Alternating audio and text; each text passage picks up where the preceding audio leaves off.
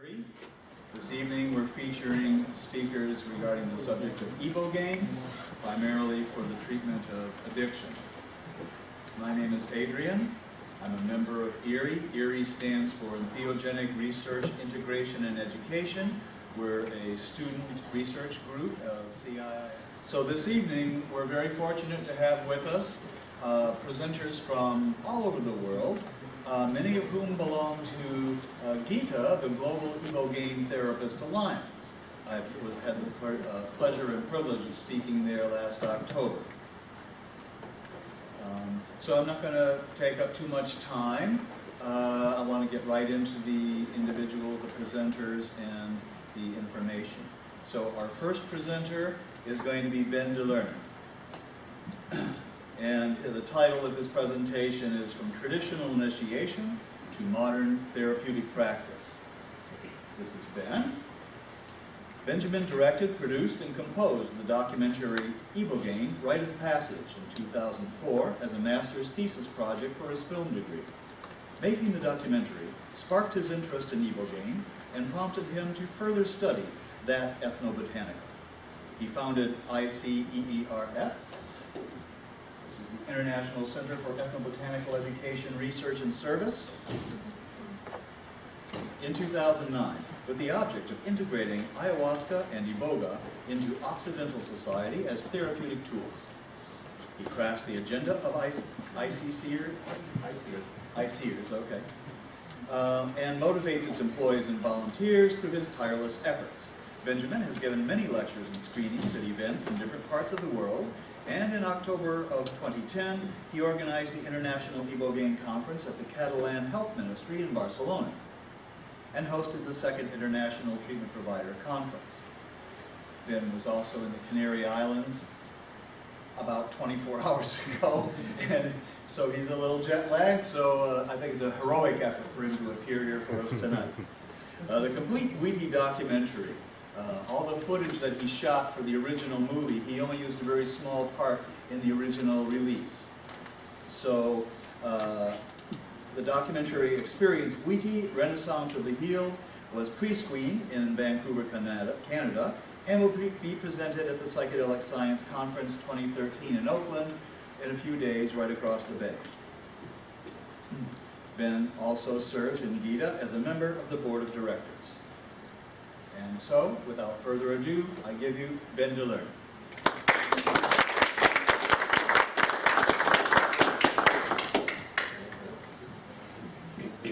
Microphone doesn't seem to be on. You can also speak without.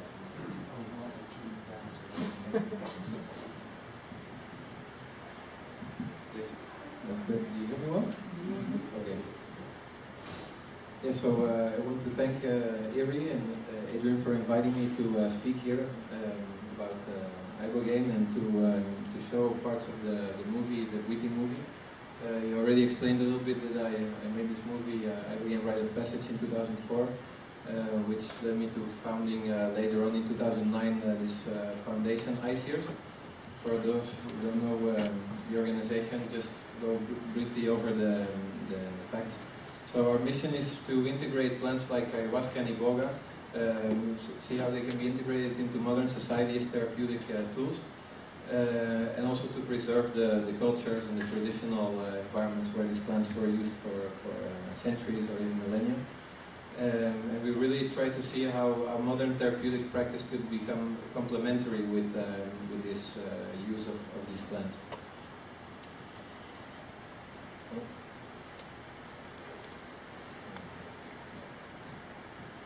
So this is the board of directors. At this point, we have our president is Joan Obiols. He's from Barcelona. He's a psychiatrist specialized in transcultural psychiatry. Our vice president is a psychologist from Portugal. She also is a teacher at Catholic University. Our secretary is Geronimo. He made this documentary, the Ayahuasca Project. You might be familiar with. They did a Kickstarter a few months ago. And then our treasurer is Margot Ronselaar. She's an accountant and she lives in Holland. She had a personal experience with ayahuasca, helping her with her grief of losing her child. And this is our advisory board. Sorry for the animation, that was not meant. So we have a few people, experts that help us with keeping a scientific level of the organization. So we have Kenneth Alper. He did a lot of research into Ibogaine and still is doing it at New York University School of Medicine. Jordi Riba is in Barcelona. He was in a research team. They have been studying a lot of projects with ayahuasca, long-term studies with ayahuasca in clinical trials, and also with other psychoactives. José Carlos Bosso was also in his team. Bosso also works at our organization. And then we have Roman Pascalin, is a doctor in Slovenia who also has done preclinical work with Ibogaine. And then Rafael Guimarães, he's a doctor of Brazil. He also has done a few research projects with ayahuasca and just published a paper about the risks and the deaths that occurred in relation to ayahuasca, which is really interesting. Then we have Steve Bayer. He wrote this wonderful book, Singing to the Plants, about the traditional use of ayahuasca. And then Uwe Maas, he was the former president of ICEERS, and he's been initiated in Gabon. He actually wrote the voiceover of the Wiki documentary. So basically, our statement of need of the work we do is that society is in need of efficient therapeutic tools and solutions to address mental health issues, drug dependency, also other forms of addiction, and also issues related to dysfunctional families and interpersonal problems, and then also tools to be able to catalyze personal growth processes. So that's what we focus on. We currently have a few projects. We just launched our new website, iceers.org, which has educational risk reduction information about both ayahuasca and iboga. And then we're doing an iboga analysis project where people have sent in samples from over the whole world of iboga materials, and we have now analyzed, because of course there's no control on the market, there's no knowledge about potential contaminants and the potency of the samples and everything. So we managed to work together with two other organizations to get the tools and the people to be able to analyze these samples. Then there's an ayahuasca documentary where at the MAPS conference I will also be showing a small part of. And then the Experience Buiti documentary, which is now finished. We still need to make the DVD. And then we have a few research projects that we are setting up, a long-term ayahuasca study, one with medical cannabis in Catalonia. And then we have been working with some people on a minimal safety standard document for ayahuasca after a death occurred in Peru. And then we published a book about psilocybin mushrooms, and now we're in the process of publishing another one on ayahuasca. So to go into Ibogaine, Ibogaine is a plant coming from Gabon. It's of the dogbane family.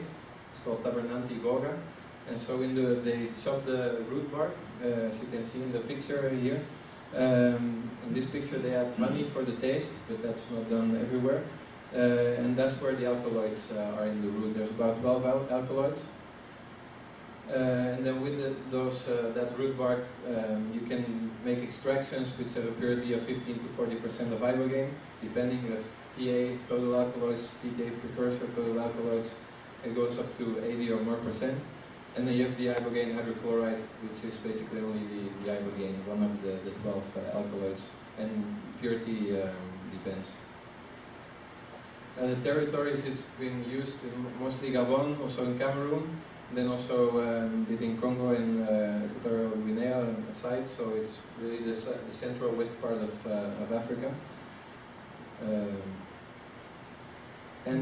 So it's been used in the Wikicode, which was started with the Barongo pygmies in the south of Gabon. They started using iboga, and there's these legends about how that started. But then later on it went on to defining the Mitsogo tribes. And the tribe where we filmed our documentary was in Mitsogo tribe. So this is the new documentary. It was actually shot in Mitone in 2004 for the Ibogaine Rite of Passage documentary. But in the movie there was only 10 minutes of the ritual, and we had 10 hours of footage. So we thought it would be interesting to really make a movie to give a good insight into how exactly they use the iboga and the meaning of the ritual, and also the way they work with it. And so that's what we did. The ritual that we filmed was a women's cult, Mabanji women's cult. Men are normally initiated as Rite of Passage and for healing, but women only for healing processes. So they're not initiated when they become an adult like the men. For men, normally the rituals are about 3 days, but the whole initiation process. But for women, it's more like 5 days and can last up to weeks. So they know that they are more sensitive and need more time to go through the process. And in this case, so the purpose of reintegrating the woman into the society again, because she didn't function well in society, she had problems, she was ill, which was difficult in the interviews to understand what really the illness was. So they see illness really as a problem that's related to the person itself and as well as functioning in society. So here are a few slides of the filming to give an idea about how things were there. This was the first time they saw a camera, so it was quite a thing.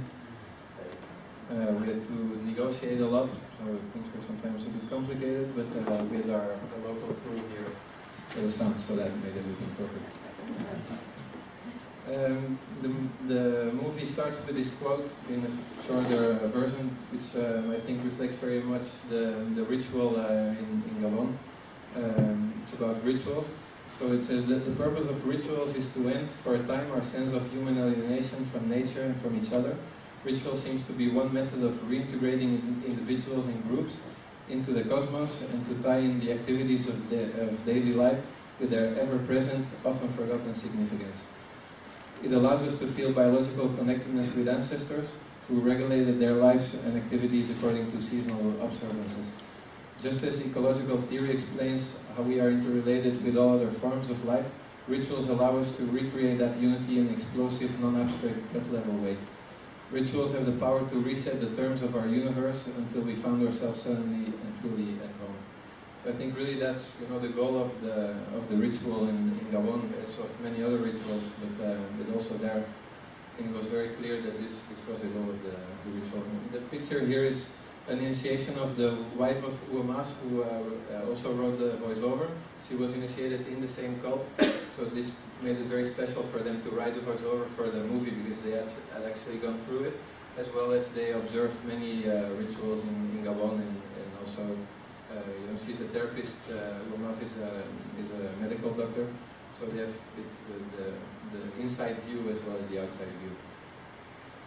So the place of Iboga and Bwiti it's really a biopsychosocial tool. It's a spiritual plant. It's really meant to create a death and rebirth process, where the person dies and then gets reborn with a new identity, which can be the healed, or it can be the reintegrated in society, or the adult. So that's the way Iboga is really seen as a spiritual tool in that culture. Most of the times it's a symbolic death rebirth process, but there are a few cases where people don't go through the experience and die. There's a slight risk of going through the experience. It always starts with a thorough preparation, not only of the initiative, but of the whole community and the people living there. So it's a long preparation of weeks to months before the thing actually starts. And then when it starts, there's a small group, a core group. For women, there's always the spiritual mother, and then you have the Nganga, which is like the shaman, the healer, and a core group of initiated women, and they are really leading the ceremony. With men, there are men, so you have the shaman, the spiritual father, and then basically the whole community, and this can also be people from other cities, other healers came, other musicians came from other parts of the country to really be present for 5 days or sometimes longer to support somebody going through that death rebirth process. So it's very powerful, the social support of the community. And then it involves a lot of rituals, so it's a 5-day process, but it's not continuously one ritual. There's several rituals being done over the course of the 5 days. And they involve ritual bathing, polyrhythmic music to induce trance states, makeup, there's dancing, spirit representations. So we have all these different elements that they combine into one initiation process. Let me just show a short first fragment.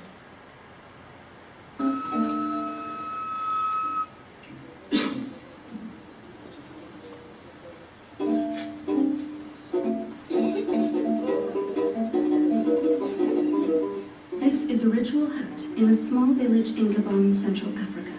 Tonight marks the end of a long period of preparation and the beginning of a sacred ceremony that will last for 3 days and 3 nights. The spiritual mother of the ceremony is an experienced woman who will introduce the new member into the Mabanji women's cult. She will lead a group of 6 initiated women who are guiding the newcomer, called the Banji.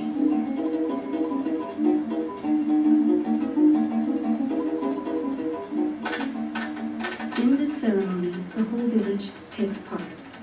The men play the ngombe harp and the wooden ngongo. The mother of initiation calls the spirits by blowing into an empty bullet cartridge to create a loud, high-pitched whistle.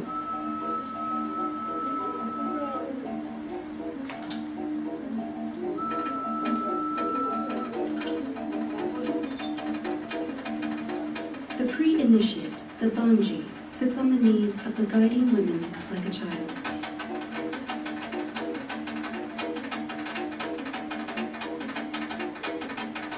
She is expected to go on a journey into the world beyond, to die and to be reborn.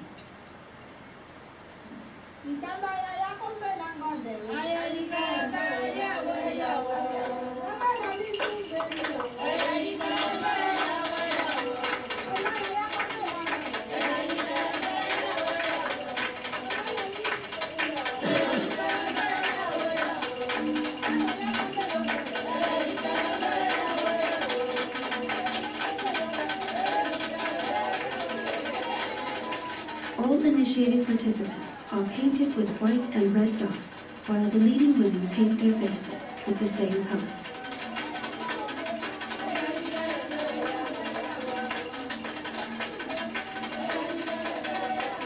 White is the color of the world beyond of death.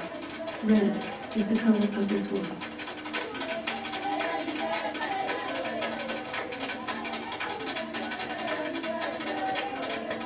Even the hut is painted and begins the transformation into sacred space through dance, music, and song.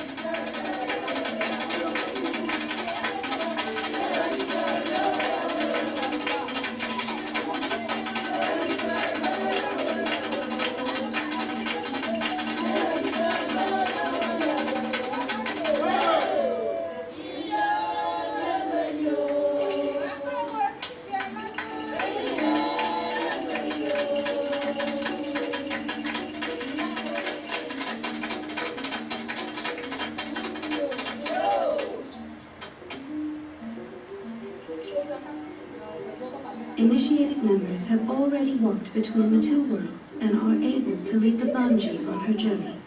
They will be her guides.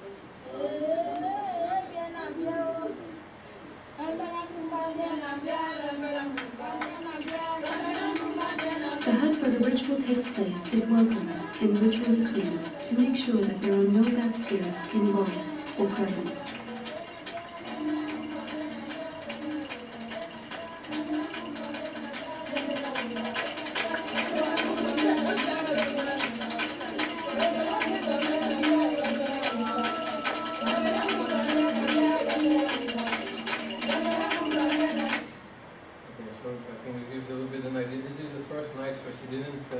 She only took a test dose of iboga here. Men don't take a test dose, women do. So this is all before actually going into the night with the iboga. But you see that there's a big involvement of the whole community. She's being presented as a child of the women that are going to do the initiation. So the whole village is witness of the fact that this person is going to commit to going through this profound transformation, death, rebirth process. So in the next phase, there's a very interesting, like an auto-psychotherapy phase where they put a mirror in front of her and she starts a dialogue with her spiritual self. So it's really an introspection of going into certain life issues, questions she has, things she wants to change. And the interesting thing is that the whole community also takes part in that process. So they sometimes tell her, ask your spiritual double this, because there's things that also address the community. And so there's a dialogue really between the people being witness and herself, taking the opportunity to really do like a group therapy process altogether. Then afterwards there's the ego death. She connects with the ancestors, with their roots again, to then be reborn as the new defined person, and that's also when they get their Witi name. So then in this case, she gets back as the healed, the young child again, and being again accepted in society. And the other very interesting thing is that they learn to master trance states, so very important in these societies. People, women sometimes when they fall involuntarily into trance states, they do the initiation to really help them with controlling those altered states of consciousness.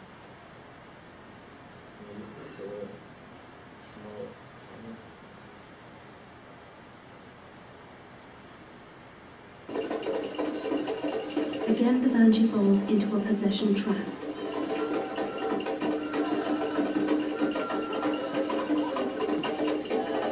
This is already the third time she goes into possession trance, and I think it's the fourth night. So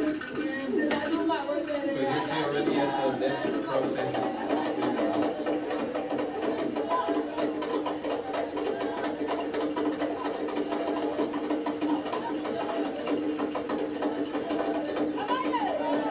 This time she must learn to control the experience, to stand up and perform ritual acts that connect the two worlds.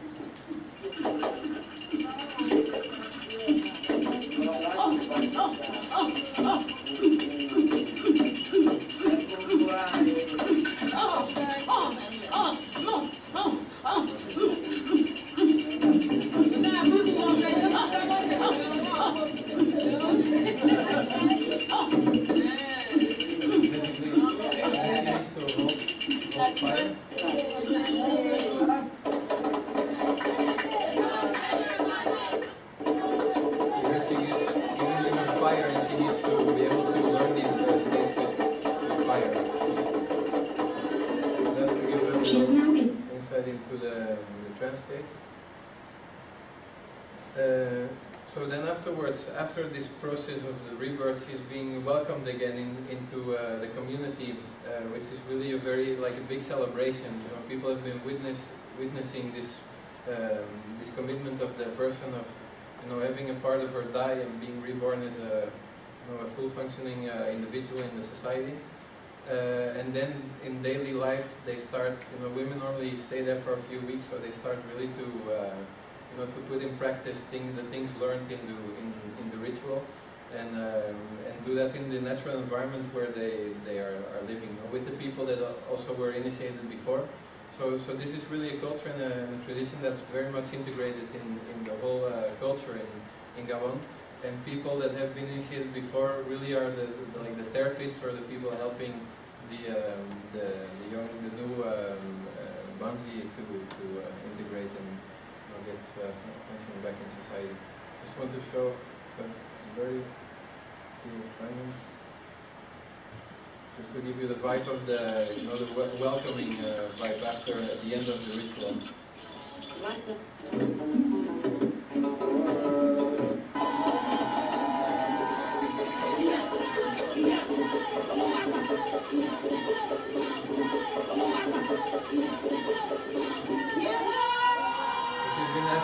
They ask her questions about certain things that she needs to have learned during the process, and when the answer is The correct, Banshee proves to be a wise woman then and is able to they see answer it's like a questions sign that about the medicinal ritual worked. plants. You can see that everybody is cheerful and really welcoming her again in the community.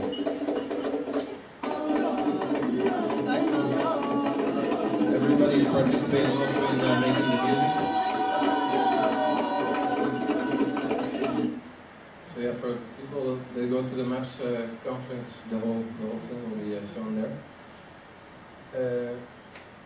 basically, I wanted to go into that to then make the link to the West Ovensel. There's this man, Howard Lotzov, who took Ibogaine from a chemist friend he had, being interested in the psychedelic effects of it, and then discovering that this helped him enormously with this addiction.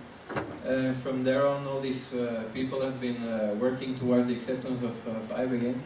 But still now, many years later, if you look at the way Ibogaine gets into the media, there's always the word cure. Ibogaine addiction cure. It's always being presented as a cure or a con. Is it a psychedelic weapon, or is it a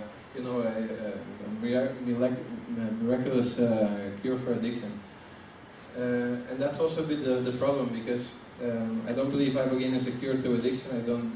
I don't think there's any cure for addiction, because addiction is a very complex biopsychosocial problem that involves the family, the environment, the history of the person, also the biological aspect.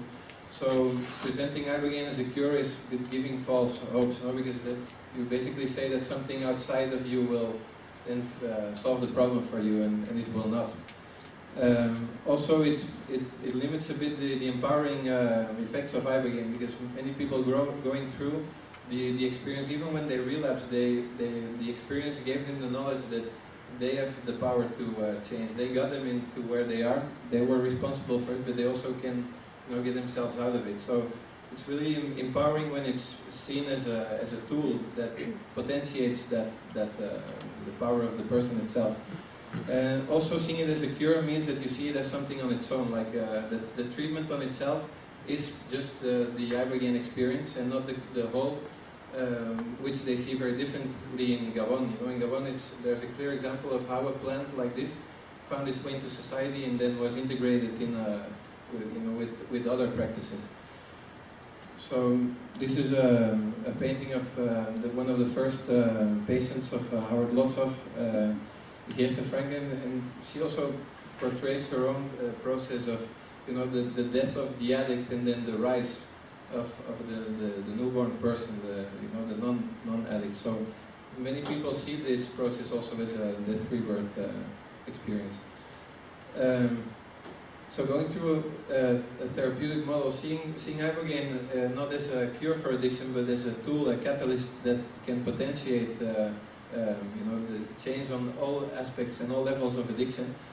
I'm not saying that the traditional ritual as it's been done in Gabon should be literally copied and put here, but seeing the presence of and the support of the community, the family, dealing with past experiences with maybe childhood trauma, things that were all before the phase of addiction, addressing this, is also doing a part of the rebirth process, also facilitating, a ritual or an initiation type of way to see addiction treatment with Ibogaine. And this would start with a pre-selection for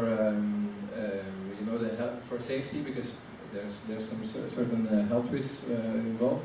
There's also then the preparation process where family members can be involved, where a community can be involved if possible, where the person is really physically, psychologically and spiritually being prepared for the experience development of an aftercare plan and professional guidance, and then an integration process with the individual, with the family, with the members that have a relation to the addiction, and then follow-up and reinsertion in the community. And there's one example of a clinic in Brazil, and they've been developing their ways to really do this. Is gonna skip? Well, there's not much time anymore, but basically they do before they give Ibogaine is for cocaine dependency that they do their treatments mostly in crack. So they first get people clean with motivational therapy. They do family therapy every day. So they really prepare not only the individual but also the family for the shift. And then they do this inpatient, and then they give the Ibogaine. The Ibogaine makes the change, catalyzes the person to really face the problems that were on the root of the addiction. And then afterwards they do behavioral therapy, again family therapy, so they start integrating the material that came up in the experience with the family and with the individual. And then they continue with spiritual groups, life project over a course of 2 years. And there's now a study being done of reevaluation of the data, but they basically have seen that 56% of the people, they finished the 2-year program with only one Ibogaine administration, 22 relapse, but they regain control, and the other part drops out. So that's 78% of crack cocaine addiction that finishes the complete 2 years. I think that's quite a high figure, and that's because they don't just give Ibogaine and then send them home, but because they have established a death rebirth or an initiation type of program around the use of Ibogaine. And then, yeah, there's now regulation in New Zealand. Ibogaine is being accepted as a prescription medication. So maybe other countries will follow, and that's also a way to facilitate a multidisciplinary approach with Ibogaine. Let me just skip that. Just to end, I want to, this was some pictures made in Gabon, and the quote says that when we are dreaming alone, it's only a dream. When we are dreaming with others, it's the beginning of reality. I found this a nice quote because, with me, I find I got really drawn into the subject of Ibogaine because when I was making my movie, I saw many people that were hardcore addicts, people that had lost all their human value, and then through Ibogaine reconnected with that again and had their death rebirth process, and then through their child again started dreaming again and saw how Ibogaine could help others, and that's really how this movement has been started with Howard Lotsof in the 60s, and more now Ibogaine is really growing very fastly. More people have come in. So I think that's really what it's all about, that people envision how this could be integrated and could be developed, and that people collaborate and start dreaming together. Thank you very much.